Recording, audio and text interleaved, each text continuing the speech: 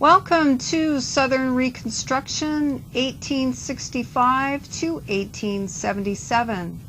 This is Melinda Cole Klein. The American Civil War altered U.S. history deeply. The conflict brought the death of more than 625,000 soldiers, the equivalent of 5 million people today. Men seriously wounded and disfigured would haunt U.S. society for generations, reminders of the war. Children would grow up without fathers. Thousands of young women would never find husbands. The war brought a steep price in social disorder. Rioting in the streets, increased arrest of blacks, political parties continued to be divided, and the first U.S. president would be assassinated. The war brought a profound shift in the balance of power among the regions. Since the 1760s, the South had wielded power and influence. After the war, the South's political domination was broken. All the while, a black exodus did not take place out of the South until the 1880s and the 1890s. Most of the 4 million freed blacks remained in the communities and or with former masters during Reconstruction, of their own free will, while Reconstruction proved to be a failure. A major Southern black triumph, however, during Reconstruction led to close to 3,000 blacks would be elected into politics. In addition, Southern states and states across the Union from 1865 until the 1960s enforced local and state laws that shaped what white Americans considered to be the acceptable social practices of blacks, such as black loitering and black and white sexual relations. While it was argued loitering arrests was a tool for maintaining town order, sexual relations between free blacks and whites had legal and financial issues. Because a mixed-race population did not fit neatly into either world, by default, a child born of one black parent was deemed black for 17 generations and then would be raised in that particular world. During the colonial period, when white women were captured and sometimes made wives of Indian braves, returning to their white community for women in the colonial period was not possible because everyone in the community would reject her, considering her polluted. Interracial sexual relations contradicted core Anglo-American traditions because white family systems valued and rewarded family heritage under the law. It would be the Republicans that would argue to incorporate African Americans into society from the end of the Civil War, thus creating a fuller and more equal nation and good for the economy. Unlike Democrats today who support social welfare systems to attract the vote of minorities, labor union members, and illegal immigrants, the Democrats before the Civil Rights Movement wanted to keep the status quo. Democrats did not want to bring equality between blacks and whites. Past Democratic leaders wanted to keep blacks from the polls. Through acts of intimidation, literacy laws, and poll taxes, this was largely successful until the 1960s. From the time of Abraham Lincoln forward, in the tradition of Thomas Jefferson and James Madison, Republicans supported the growth of the industrial capitalist economy while continually fighting to maintain power at the state level and to halt the growth and cost to support financially the continually growing federal bureaucracy. This stands opposed to today's Democrats who argue big government is needed to control the business sector. Banks and employers cannot be trusted to do the right thing and are driven solely by profits. Democratic policies of today continue to offer and suggest social benefits to such a point it stunts the desire for those out of work or underemployed to go back to work or school or to look for work, because unemployment benefits, at least between 2008 and 2012, pay very well. 6 days after the end of the war, Americans would suffer another blow. Their president, who had carried them through 2 terms, was killed by a Confederate sympathizer, John Wilkes Booth, while the president watched a theater play. Following the first American assassination with the death of President Abraham Lincoln, the vice president assumed his role as commander-in-chief. A career officer, Confederate General Lee was well-liked, a forward thinker, and a West Point graduate. If Lincoln had not been assassinated during Reconstruction, the U.S. would have followed a different path. As a president, just for food for thought, Robert E. Lee of Virginia would have provided the much-needed leadership the nation would have looked forward to, unlike the history that transpired over the next 40 years until the election of William McKinley in 1900. Most historians agree 8 presidents, if you count Grover Cleveland once, after Lincoln merit little consideration in history. Fast forward to the election year of 1912. With this election, Woodrow Wilson, born into a Southern Virginia family, became the first Southern president following the U.S. Civil War, almost half a century.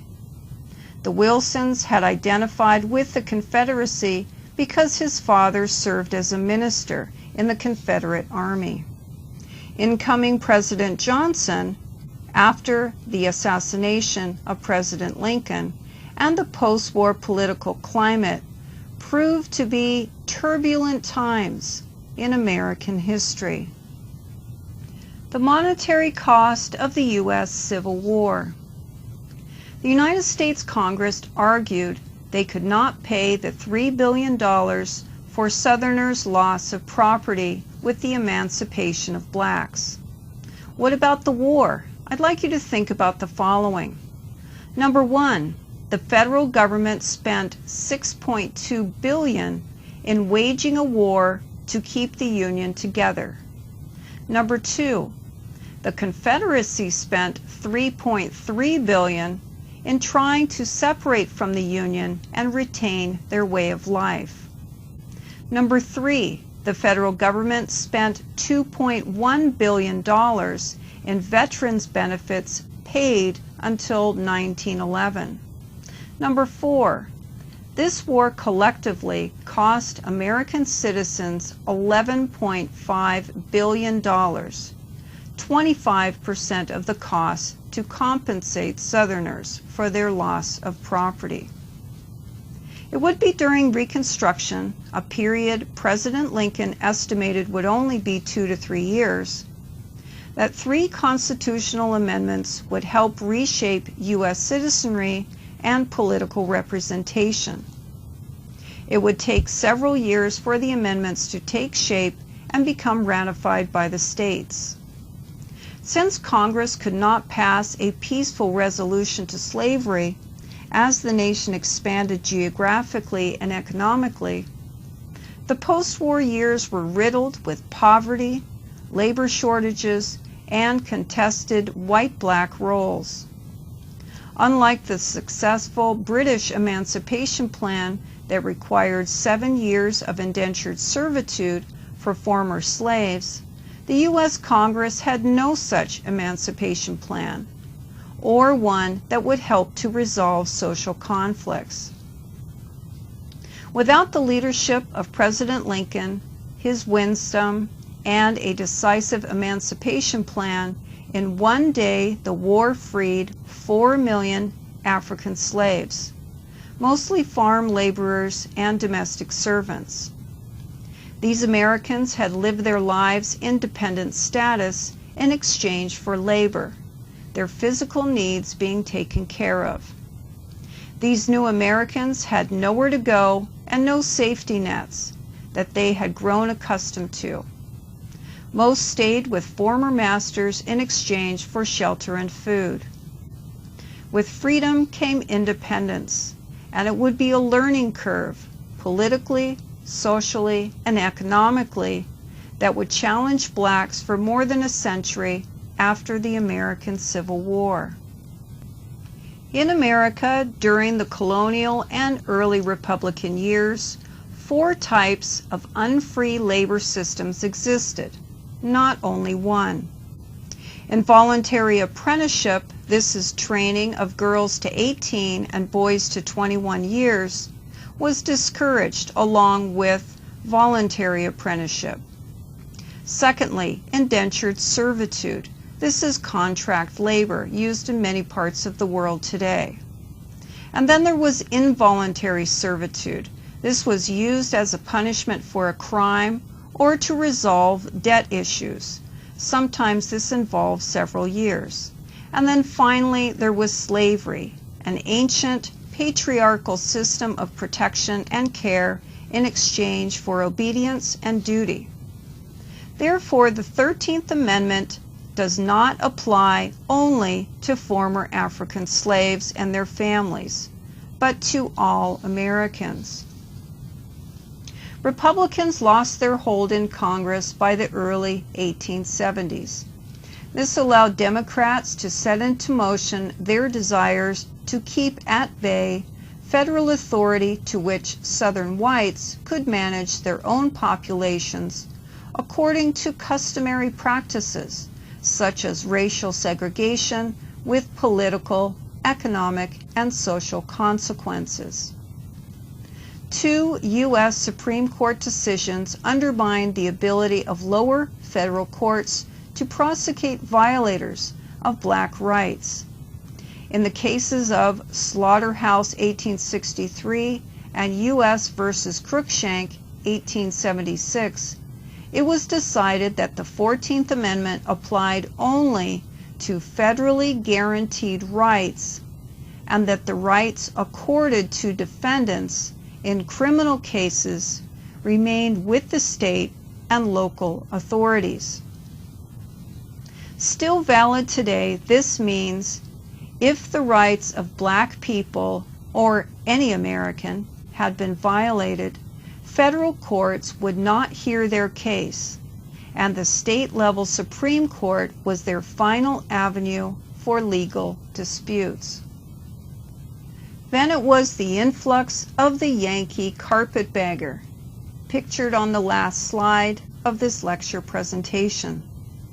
The Northmen come, white and black businessmen, along with women as well, and scam artists from northern states, were looking to make quick profits from people whose livelihoods were dismantled. No, ex-Confederates could not be optimistic about their future. In all, tens of billions of dollars worth of property, not even counting former slaves, had been confiscated or destroyed. The modern dollar value of the losses could be measured in hundreds of billions of dollars. Replacing or rebuilding all of this seemed like a life's work, nearly impossible to comprehend. It would take generations to rebuild the South. Then, too, nearly 260,000 Confederate fathers, husbands, and brothers would never again rejoin their families, and at least that many more men had been physically maimed or emotionally scarred by the war. The war had eroded respect for human life and private property. Soldiers had grown accustomed to doling out death, but also appropriating whatever attended food, clothing, blankets, or other goods that they came across and desired for themselves. The crime rates of both north and southern regions rose sharply in the post-war years as a consequence, but Southerners with no civil courts or organized governments to shield them suffered most dramatically and most fiercely in the early months of peace. Along with the physical and emotional devastation after the war, people struggled to determine what freedom would mean for them. Consider the following 4 groups to determine a meaning of freedom. Number 1, for former slaves, their goal was autonomy and respect. Number 2, for white Northerners, they aimed to reinvent the South in an idealized image of the industrial North. For white Southerners, their goal was to reassert their power and authority over those deemed socially, politically, and economically inferior, unless derided by the U.S. Supreme Court. Number 4, Northern blacks. Familiar with the political and economic systems that existed in a free market wage labor economy outside of the South, they returned by the thousands to southern cities and towns. Free Northern blacks encouraged and formed political clubs, ran for local to state and federal elections, taught in the new black schools, led their communities in labor, religious, and political issues. They filled positions as ministers, teachers, bureaucrats, agents, advertising, along with some whites, the erroneous promise of free land, remembered as 40 acres and a mule policy black politicians argued in Congress as compensation for a lifetime of labor. Other Northern blacks coming south included professionals such as lawyers and doctors, while black women teachers and nurses joined in this migration south. For free Northern blacks, Reconstruction presented opportunities to manage and administer black politics, education, and religion. All the while, Northern blacks remained condescending in their attitudes and actions against former slaves, thus recently freed by the 13th Amendment. The Joint Committee on Reconstruction oversaw, though at a considerable distance from Washington, the federal government process at the war's end. While Southern Reconstruction saw a vibrant black political role, in other respects it failed to heal the nation economically, socially, or politically. All the while, Southern states that had seceded from the Union, become a part of the Confederacy, went through the process of being readmitted to the Union and were under military control enforced by federal troops.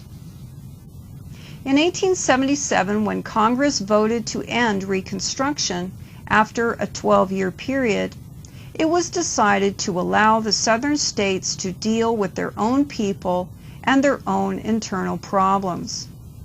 The end of slavery was a fear by Southern whites. Commonly, it was assumed that freed blacks might take it upon themselves to steal, assault, and murder whites in retaliation. While the federal government mandated to free former slaves, there was not an infrastructure in place to resolve domestic conflict. A few thousand runaway slaves did return after the war to mock their masters. But the majority of ex-slaves, millions of people, did not venture far off the plantation if they did at all. Millions felt these lands were their home, the only one they had ever known. Perhaps their family members had worked for decades or generations. However, the pace of Southern life was changed forever by the loss of 4 million black laborers. Early in 1865, Congress established the Bureau of Refugees, Freedmen, and Abandoned Lands known as the Freedmen's Bureau, a federal agency formed during Reconstruction for former blacks in particular, in regards to finding jobs in the new wage labor economy in the South they found themselves in after the end of the war. Overall, the Bureau spent $5 million to set up schools for blacks. The most important achievement of the Freedmen's Bureau was in regards to education. By the end of 1865, more than 90,000 former slaves were enrolled as students in public schools. The Ku Klux Klan and various other similar groups had been created by that time. Attendance rate at the new schools for freedmen were between 79 and 82%. Reconstruction failed to shift white, rich and poor, attitudes towards blacks, did not industrialize in these post-war years, did not create a public free education system, and because of the cost of free labor, white property owners could not reestablish the plantation system in the South. As former slaves waited for federal monetary help or free land, they developed their own communities and invented a post-war cultural identity by creating the following 5. Number 1, schools. Number 2, benevolent societies such as charitable organizations and churches. Number 3, fraternal organizations. Number 4, political clubs. And number 5, their own newspapers. Religious faith served as a foundation for black communities to build their new world. Homes and other buildings functioned not only as houses of black worship, but black schools for children and adults, lecture halls, social centers, and political gatherings.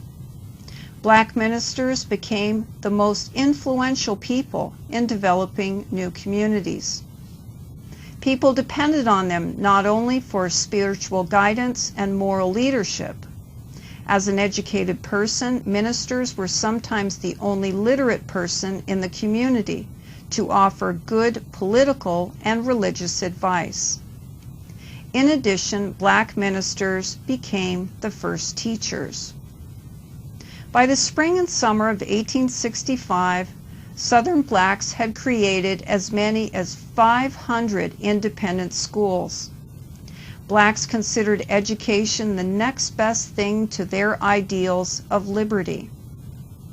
While children and adults attended Sunday schools and learned at home, it is estimated by an agent of the Freedmen's Bureau that by the summer of 1866, 150,000 ex-slaves and their children were being taught to read. From the 1890s through the 1930s, states created laws compelling children to attend school.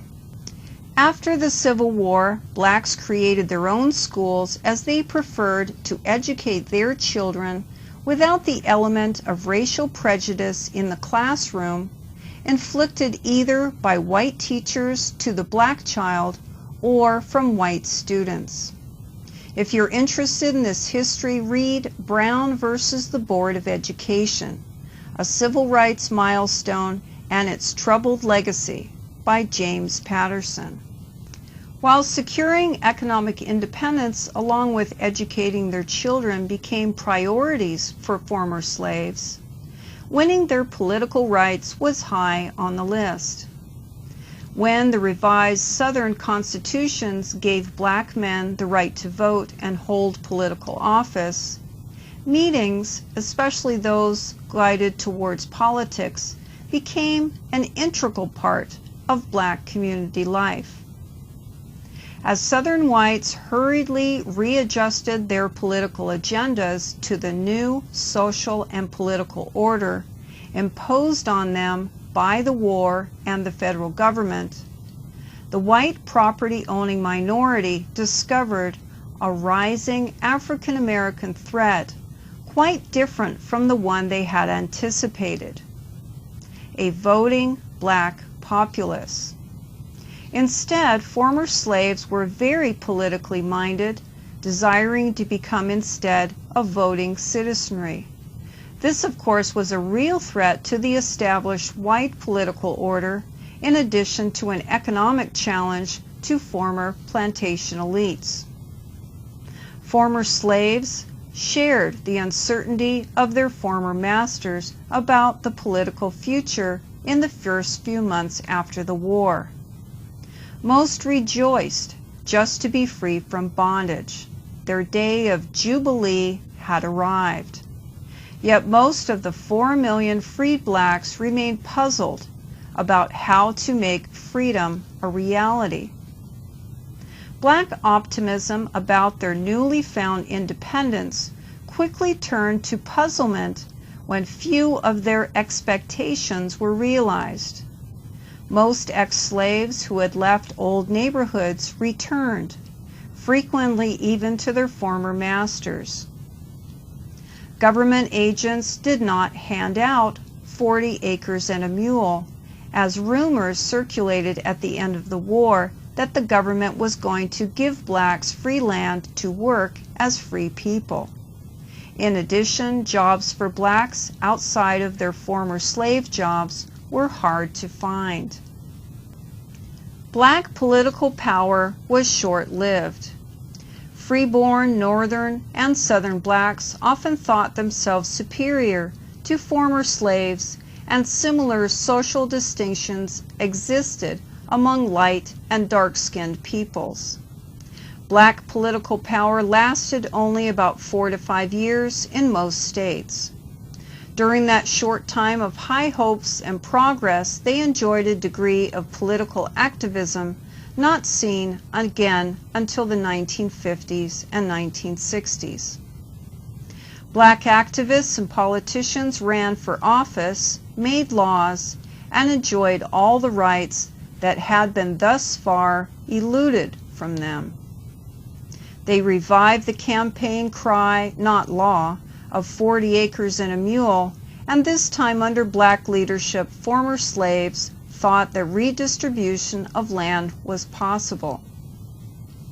The federal government protects private property, English common law heritage from the Middle Ages, and would not freely give lands that had belonged to others to former slaves.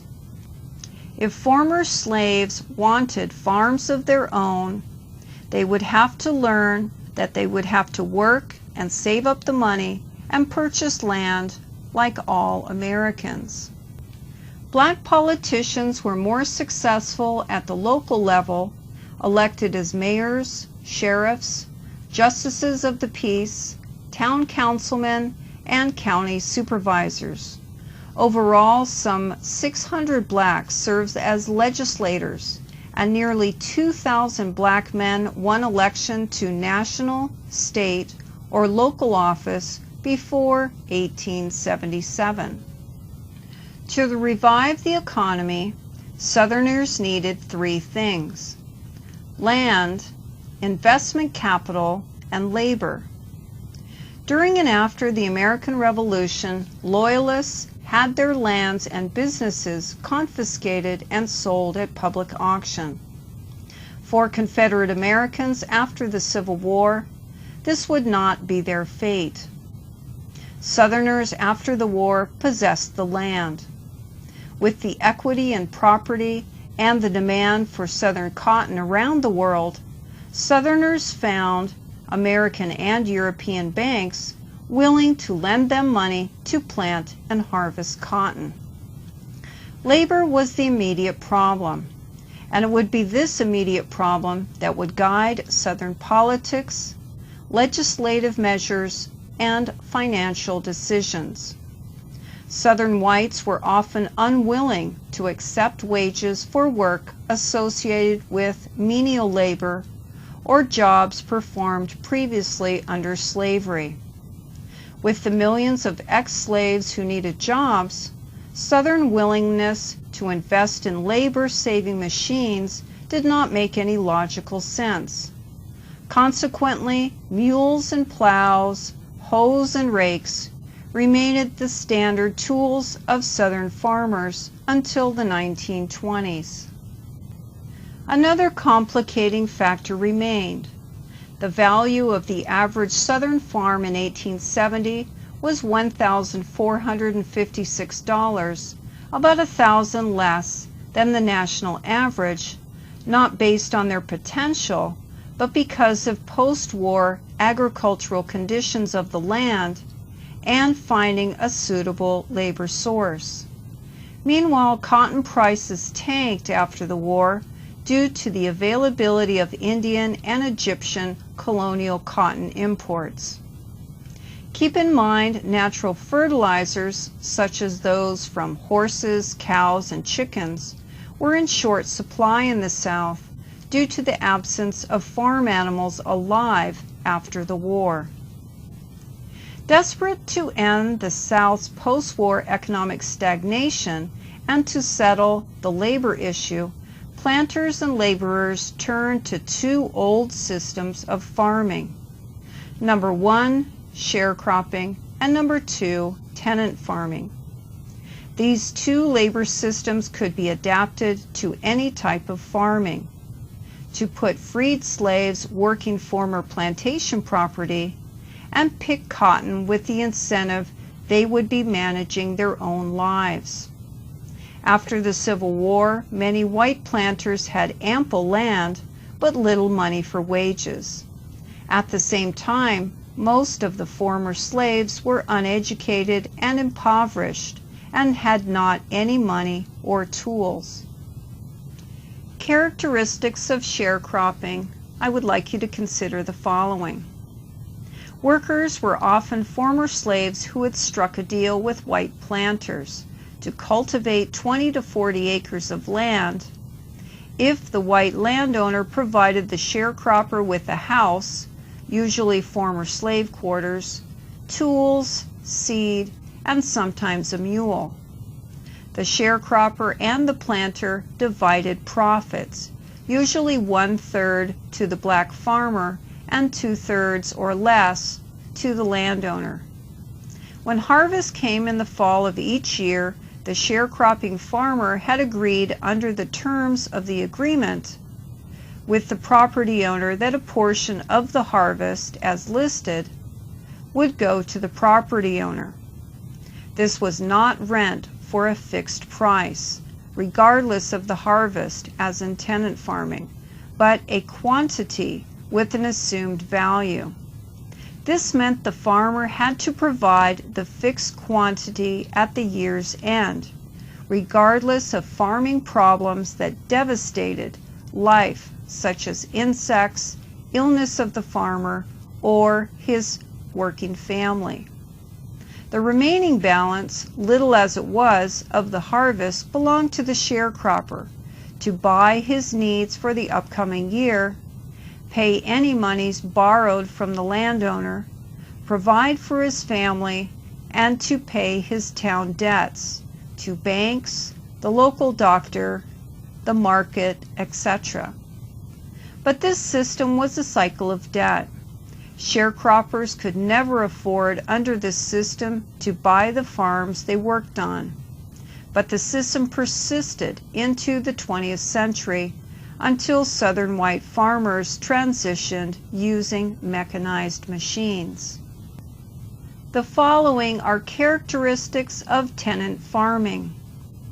Most often, farmers who became tenants, these are renters of the land, were poor whites, not former slaves. These white families usually had a little cash, some tools, and livestock for startup capital. Former slaves usually had none of these items. A landowner provided the land, a house, and tools, or an animal when needed. The tenant in his arrangement received all the profits from the crops. The tenant used a portion of the cash to pay for the first year's debt to the landowner for any startup fees, and paid his rent, around 1/3 of the crop value.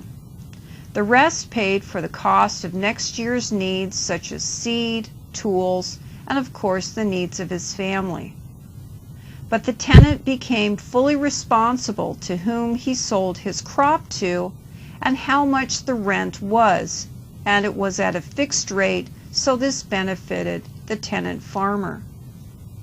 These arrangements represented two most common means by which Southern planters and landowners acquired non-wage farmhands. Often overlooked, this system enabled former plantations to be worked to which property owners could pay their taxes, farmers could subsist as a family, and American cotton and other agricultural products were again being produced. Slowly, the South began to recover economically. Effects of the 1933 Agricultural Adjustment Act of the New Deal brought the institution of sharecropping to an end in the United States. Rental agreements were more fair and equitable, though neither system led to home ownership. But it was not designed for home ownership in the first place. While sharecropping for families over generations might have seemed frustrating, it also was a system that lessened their responsibilities as possible property owners. While some Southern whites created secret societies to enforce black second-class citizenship through fear tactics, white Northerners remained just as prejudiced about black social, economic, and political equality. In time, Northern politics accepted or looked the other way in regards to how Southern state governments treated their citizens. The right for states to manage their own populations was recognized. With this attitude towards blacks, coupled with white political autonomy, Democrats in Washington by the 1870s began to argue Reconstruction was a failure, and it was the responsibility of the states to see to their own economic future. Federal troops in the South cost money, and the Freedmen's Bureau complicated the rebuilding of the economy. The Depression of 1873 deepened the political discord between Republicans and Democrats. This financial depression lasted 6 years. Over speculation of rebuilding the Southern economy was blamed for the nation's economic stresses. It seemed Reconstruction had to be shelved. The Compromise of 1876 led to the end of Reconstruction. With the eyes of the federal government lifted from the day-to-day activities that transpired in Southern states, this literally gave license to states and their policymakers to continue. In particular, limitations to black access and restraint were heightened. This resulted in features of the following: black movement across geographical regions, interracial marriage. It channeled blacks into where they could rent and live. Employment opportunities, such as the types of jobs. Quality of education. Public appearance with restrictions to services such as restaurants, restrooms, public transportation, and water fountains. And lastly, politics until the 1950s through the 1960s by requiring literacy tests and a small tax collected at the polls. These black codes, as they are remembered in history, would be passed by state and local policymakers in efforts to manage black lives for about 80 years. These laws had social, economic, and political consequences. They would be legislated by elected officials from 1865 until rescinded by the mid-20th century. While the black codes frequently targeted the lives of African Americans the most, Asian immigrants, the Irish, and Eastern Europeans found similar, if not the same, prejudice directed towards them after the American Civil War.